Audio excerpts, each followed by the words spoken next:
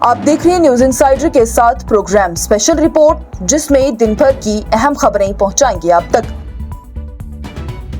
I love Mohammad controversy के हवाले से भड़के मामले के बाद यूपी के बरेली में 48 घंटों के लिए इंटरनेट पर आयद की गई पाबंदी। वज़ीर आला आदित्यनाथ ने सख्त कार्रवाई की दी धमकी। उत्तर प्रदेश के शहर बरेली और उसके इर्द गिर्द के इलाकों में फिजा इस हद तक खराब हो चुकी है, इसका अंदाजा इस बात से लगाया जा सकता है कि जिला इंतजामिया ने 48 घंटों के लिए इंटरनेट पर पाबंदी आयद कर दी है। यह पाबंदी जुमेरात दोपहर से ही शुरू होकर हफ्ते की शाम 3 बजे तक रहेगी। यह फैसला आई लव मोहम्मद पोस्टर के मसले पर बढ़ने वाली टेंशन और इस हफ्ते होने वाले दशहरा और दुर्गा पूजा के त्योहारों के मद्देनजर लिया गया है। इंतजामिया का यह कहना है कि सोशल मीडिया जैसे फेसबुक, यूट्यूब और व्हाट्सएप के गलत इस्तेमाल करके अफवाहें फैलाई जा सकती हैं, जो कि फिजा को और ज्यादा खराब कर सकती हैं। जिला इंतजामिया की जानिब से कहा गया है कि अमनो अमान बरकरार रखने के लिए यह जरूरी कदम उठाया गया है। बरेली में सुरक्षा को मजीद सख्त कर दिया गया है। लोकल पुलिस के साथ साथ पीएसी यानी प्रोविंशियल आर्म्ड कांस्टेबलरी और रैपिड एक्शन फोर्स भी तैनात कर दी गई है। दुनिया भर की नजरें दशहरा के रामलीला और रावण दहन के प्रोग्राम पर होती है, इसलिए पुलिस को खासतौर पर होशियार रहने का हुक्म जारी किया गया है। लॉ एंड ऑर्डर को बरकरार रखने के लिए ड्रोन्स का भी इस्तेमाल किया जा रहा है। सिर्फ बरेली ही नहीं बल्कि आसपास के इलाके जैसे शाहजहांपुर, पीलीभीत और बुदान में भी हाई अलर्ट पर उसे रख दिया गया है। डिविजनल कमिश्नर भूपेंद्र चौधरी की जानिब से इन इलाकों के लिए भी वार्निंग जारी की गई है। वाज़ेह रहे तो पिछले हफ्ते कोतवाली इलाके में एक मस्जिद के बाहर ही 2000 अफराद जमा होकर पुलिस से टकरा गए थे। यह वाकया जुमे की नमाज के बाद हुआ था, जब क्लरिक तोकीर रजा खान के बुलाए गए प्रोटेस्ट को मंजूरी नहीं मिली थी। इसके बाद पथराव भी हुआ था। अब तक 81 लोग गिरफ्तार किए जा चुके हैं। कुछ अफराद की जायदाद भी गिराई गई है।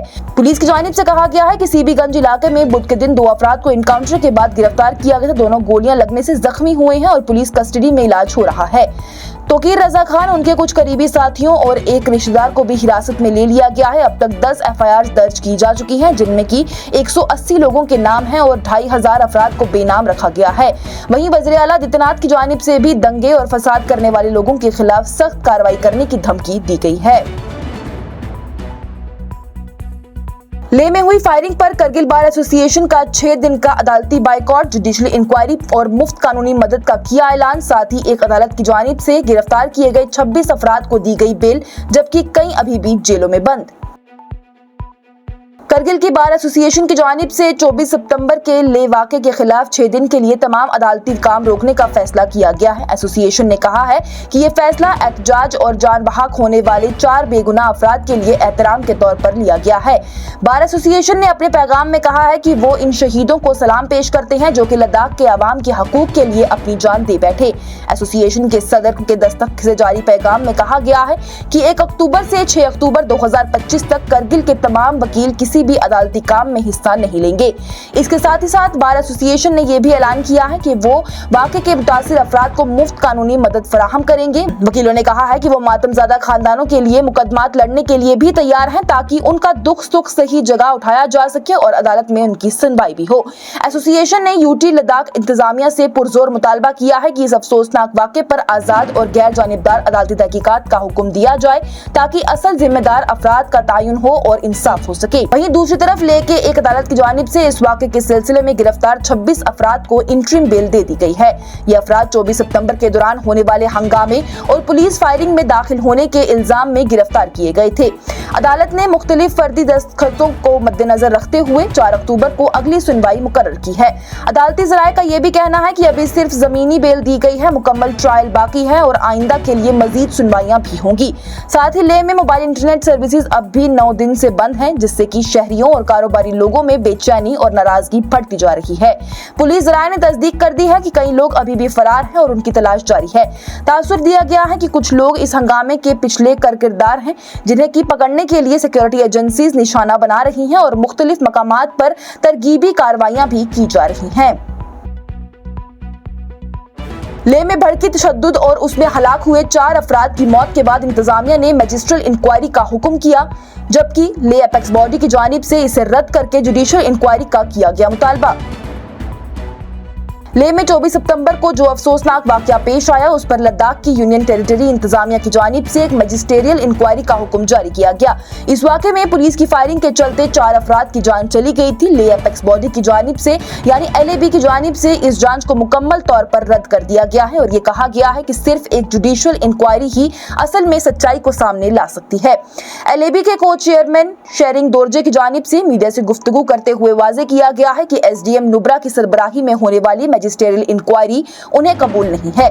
उनका ये कहना था कि हम पहले दिन से कह रहे हैं कि हमें जुडिशियल इंक्वायरी चाहिए। हमें भी ये मालूम करना है कि बगैर किसी वार्निंग के किसने पुलिस फायरिंग का हुक्म आखिर जारी कर दिया। हम इस जांच को नहीं मानते हैं और इसे रद्द करते हैं। शेरिंग डोरजे की जानिब से मजीद कहा गया है कि जब तक कि सेंट्रल हुकूमत उनकी बुनियादी डिमांड्स पूरी नहीं करती है, किसी किस्म की गुफ्तगू मुमकिन नहीं होगी।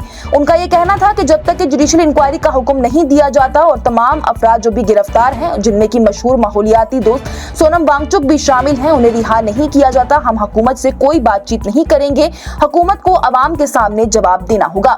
वहीं इस दौरान लद्दाख इंतजामिया की जानिब से sub divisional magistrate Nubra Mukul Beniwal IAS को इंक्वायरी ऑफिसर मुकर्रर किया गया, जो कि इस वाक़े के तमाम हालात का जायजा लेंगी। इंक्वायरी का मकसद ये समझना है कि 24 सितंबर को प्रोटेस्ट के दौरान ऐसी क्या सूरत हाल पैदा हुई कि पुलिस को फायरिंग करनी पड़ी, जिसमें कि 4 नौजवानों की जान चली गई। SDM नुब्रा की जानिब से एक अवामी नोटिस के जरिए लोगों से अपील की गई है कि अगर किसी के पास इस वाक़े से मुत्तलिक कोई भी मालूमात, बयान, तस्वीर या फिर वीडियो रिकॉर्ड है तो वो इंक्वायरी टीम के सामने 4 अक्टूबर से 18 अक्टूबर 2025 के दरमियान सुबह 10 बजे से लेकर शाम 5 बजे तक DC office conference hall Leh में पेश कर दें। इंक्वायरी रिपोर्ट 4 हफ्तों के अंदर ही तैयार करके पेश की जाएगी। हुक्मरानों ने अवाम से अपील की है कि वो इस जांच में मुकम्मल ताउन दें ताकि असल हकाइक सामने आ सके और इंसाफ हो सके। जब इंजीनियर रशीद को आईवान में आने की इजाजत मिल सकती है तो फिर आने वाले असेंबली इंतखाबात में MLA महराज मलिक को भी आने दिया जा सकता है। जम्मू कश्मीर कांग्रेस के सदर तारिक हमीद कर्रा का बयान। जम्मू कश्मीर प्रदेश कांग्रेस कमेटी के सरबराह तारिक हमीद कर्रा की जानिब से आज श्रीनगर में गांधी जयंती के मौके पर गांधीन फिलॉसफी और नॉन वायलेंस के असूलों की बात पर जोर दिया गया। तारिक कर्रा की जानिब से MLA महराज मलिक की आइंदा असेंबली इंतखाबात के हवाले से बयान देते हुए कहा गया कि इसकी जीती जागती मिसाल हमारे पास मेंबरान पार्लियामेंट इंजीनियर रशीद हैं।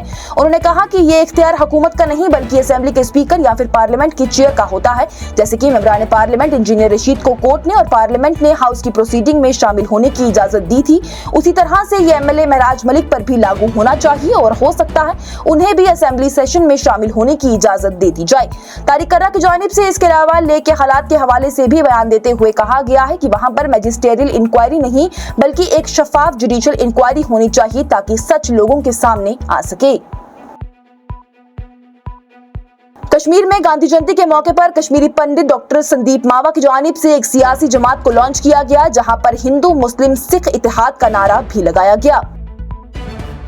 मकबूल कश्मीरी पंडित डॉक्टर संदीप मावा की जानिब से आज श्रीनगर में अपनी सियासी जमात यूनाइटेड पीपल्स पार्टी को लॉन्च किया गया है। वाज़ेह रहे तो चंद रोज कबल भी उनकी जानिब से ये ऐलान किया गया था कि वो गांधी जयंती के खास मौके पर ही अपनी पार्टी को लॉन्च करेंगे।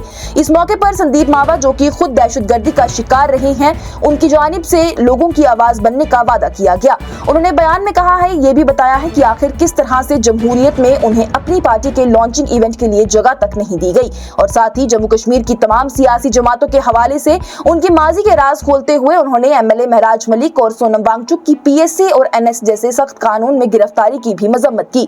इतना ही नहीं, उनकी जानिब से यह भी कहा गया है कि उन्हें भी आवाज बुलंद करने के लिए एयरपोर्ट से ही गिरफ्तार कर लिया गया था। उनका यह कहना था कि महराज मलिक को, मुझे और सोनम वांगचुक को गिरफ्तार तो कर दिया, अब क्या ही बचा है, हर तरफ सिर्फ एजेंसियों के लोग नजर आते हैं और लोगों में डर बन चुका है। उनकी जानिब से यह भी मजीद कहा गया कि वो किसी सियासी फायदे या फिर ताकत के लिए सियासी जमात लॉन्च नहीं कर रहे, जबकि असल में वो खुद जुल्म से मुतासिर रहे हैं और वो दीगर मुतासिरीन का दर्द और दुख भी समझते हैं, जिसे दूर करने के लिए वो लोगों के बीच में आना चाहते हैं। डॉक्टर संदीप मावा की जानिब से हम क्या चाहते आजादी के नारे भी बुलंद आवाज में लगाए गए। इस हवाले से उन्होंने ये भी कहा कि ये आजादी उन्हें गफलत, परेशानी और टॉर्चर से चाहिए जो कि जम्मू कश्मीर के लोग महसूस कर रहे हैं।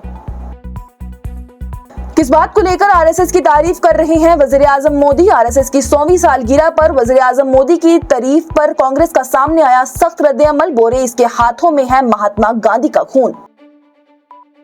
कांग्रेस की रहनुमा सुप्रिया श्रीनेत की जानिब से वज़ीर-ए-आज़म मोदी के आरएसएस की शताब्दी यानी 100 साल की सालगिरह के जश्न के दिन ही बयान दिया गया है, उस पर सख्त तनकीद की गई। उन्होंने कहा कि मोदी सिर्फ एक सिक्का जारी करके आरएसएस की तारीफ नहीं कर सकते। उनका कहना था कि आरएसएस एक ऐसी तंजीम है जिसके हाथों में महात्मा गांधी का खून है और जिस पर भारत के पहले गृह वजीर सरदार पटेल ने पाबंदी आयद की थी। कांग्रेस की जानिब से एक पुरानी किताब का हवाला देते हुए दावा किया गया कि महात्मा गांधी ने खुद आरएसएस को तानाशाह सोच का सांप्रदायिक तंजीम यानी कि ऐसी तंजीम जो कि नफरत और तफरीक फैलाती है वो कहा था। कांग्रेस के जनरल सेक्रेटरी जयराम रमेश की जानिब से भी सोशल मीडिया प्लेटफॉर्म एक्स पर एक पोस्ट में मालूमात दी गई। जयराम रमेश ने बताया कि ये बात प्यारेलाल की लिखी हुई है। गांधी जी की जीवनी यानी जिंदगी पर लिखी गई किताब में प्यारेलाल जी गांधी जी के बहुत करीबी साथी थे और महादेव देसाई की वफात के बाद साल 1942 में उनके सेक्रेटरी भी बन गए थे। रमेश की जानिब से कहा गया कि 1956 में Mahatma Gandhi the last phase का पहला हिस्सा ही अहमदाबाद के नवजीवन प्रकाशन से छापा गया, जिसमें कि उस वक्त के राष्ट्रपति डॉक्टर राजेंद्र प्रसाद की पहचान और vice president doctor S Radhakrishnan की सिफारिश भी शामिल थी। इस किताब का दूसरा हिस्सा 1958 में छापा गया था। दूसरे हिस्सों के सफे पर 440 पर प्यारेलाल की जानिब से गांधी जी की एक गुफ्तगू का जिक्र किया गया है जो कि 12 सितंबर 1947 को हुई थी। उसमें गांधी जी ने आरएसएस को एक सांप्रदायिक और तानाशाह सोच वाली तंजीम करार दिया था। जयराम रमेश के मुताबिक सिर्फ 5 महीने बाद ही सरदार पटेल ने आरएसएस पर पाबंदी आयद कर दी थी। जयराम रमेश की जानिब से उस किताब का स्क्रीनशॉट भी अपनी पोस्ट में शेयर किया गया। वज़ीर-ए-आज़म मोदी की जानिब से बुध के दिन ही आरएसएस के 100 साल के मुकम्मल होने पर इस तंजीम की तारीफ करते हुए कहा गया था कि आरएसएस पर कई बार हमले हुए लेकिन इसने कभी भी कड़वाहट नहीं दिखाई और हमेशा राष्ट्र पहले का जज्बा रखा। इस पर कांग्रेस की जानिब से फौरन जवाब देते हुए याद दिलाया गया कि आरएसएस के कुछ अफराद का ताल्लुक महात्मा गांधी के कत्ल के वक्त के हालात से जोड़ा गया है। जयराम रमेश ने एक और पोस्ट में यह भी सवाल उठाया है कि क्या मोदी जी को मालूम है कि 18 जुलाई 1948 को सरदार पटेल ने श्यामा प्रसाद मुखर्जी को क्या लिखा था। उन्होंने उस खत का एक हिस्सा भी शेयर किया है जिसमें सरदार पटेल ने लिखा कि आरएसएस और हिंदू महासभा की हरकतें ऐसे हालात पैदा करने में जिम्मेदार थी जिनके बाद कि गांधी जी का कत्ल मुमकिन हुआ। पटेल ने यह भी कहा था कि आरएसएस की एक्टिविटीज सरकार और मुल्क के लिए खतरा बन चुकी हैं और पाबंदी के बावजूद भी वो रुक नहीं रहे थे। रमेश की जानिब से यह भी दावा किया गया कि 19 दिसंबर 1948 को सरदार पटेल ने जयपुर की एक बड़ी जलसे में भी आरएसएस पर सख्त तनकीद की थी और हिंदुस्तान की जमहूरियत पर हमला किया जा रहा है जो कि मुल्क के लिए बड़ा खतरा है। कोलंबिया की यूनिवर्सिटी में कांग्रेस के रहनुमा राहुल गांधी ने मोदी हुकूमत को निशाना बनाते हुए कहा। कोलंबिया की एक यूनिवर्सिटी में तलबा से खिताब करते हुए लोकसभा में कायद हस्बे इख्तिलाफ राहुल गांधी की जानिब से मोदी हुकूमत पर सख्त तनकीद की गई। उन्होंने कहा कि हिंदुस्तान का जो जमहूरी निजाम है जो कि मुख्तलिफ मजहबों, रिवायात और जबानों को एक साथ लेकर चलता है वो आज हर तरफ से हमलों का शिकार हो गया है। राहुल गांधी की जानिब से कहा गया था कि हिंदुस्तान में कई मजहब, रिवायात और जबानें हैं। जमहूरियत सबको एक साथ एक जगह लेकर चलती है लेकिन आज इस जमहूरी निजाम पर चारों तरफ से हमले हो रहे हैं। उन्होंने वाज़ेह किया है कि देश का बुनियादी ढांचा जो कि हर किसी को बराबरी देता है उसे कमजोर बनाया जा रहा है। राहुल गांधी ने इंजीनियरिंग के स्टूडेंट से बातचीत करते हुए दुनिया में बदलती हुई ताकतों के हवाले से भी अपनी राय दी। उनका यह कहना था कि जब दुनिया में एनर्जी यानी ताकत के जराए बदलते हैं तो नई सुपर पावर्स उभर कर सामने आती हैं। उन्होंने मिसाल दी है कि ब्रिटेन ने स्टीम इंजन और कोयले के दौर में दुनिया पर राज किया जबकि अमेरिका ने पेट्रोल और इंटरनल कंबशन इंजन के दौर में सुपर पावर का रुतबा हासिल किया। अब दुनिया एक नए दौर में दाखिल हो रही है जहां फ्यूल टैंक से बैटरी तक का सफर तय हो रहा है यानी बिजली से चलने वाली गाड़ियां और टेक्नोलॉजी का दौर आ गया है। राहुल गांधी की जानिब से कहा गया कि अब असली मुकाबला अमेरिका और चीन के दरमियान है जहां पर अमेरिका समुद्री सोच रखता है जबकि चीन जमीनी सोच के साथ ही आगे बढ़ रहा है। दोनों मुल्क इस नई तब्दीली के लिए लीडर बनने की कोशिश कर रहे हैं और इस वक्त चाइना कुछ आगे नजर आ रहा है। राहुल गांधी की जानिब से यह भी याद दिलाया गया है कि जब ब्रिटेन एक सुपर पावर था तो हिंदुस्तान ने उसके खिलाफ जंग लड़कर आजादी हासिल की थी। उनका यह कहना था कि आज फिर एक नए दौर का आगाज हो चुका है जहां नए सुपर पावर सामने आ रही हैं और हिंदुस्तान को इसमें अपना किरदार समझना होगा। आज की स्पेशल रिपोर्ट में इतना ही। दीजिए इजाजत। लेटेस्ट अपडेट्स के लिए देखते रहिए न्यूज़ इंसाइडर 24/7।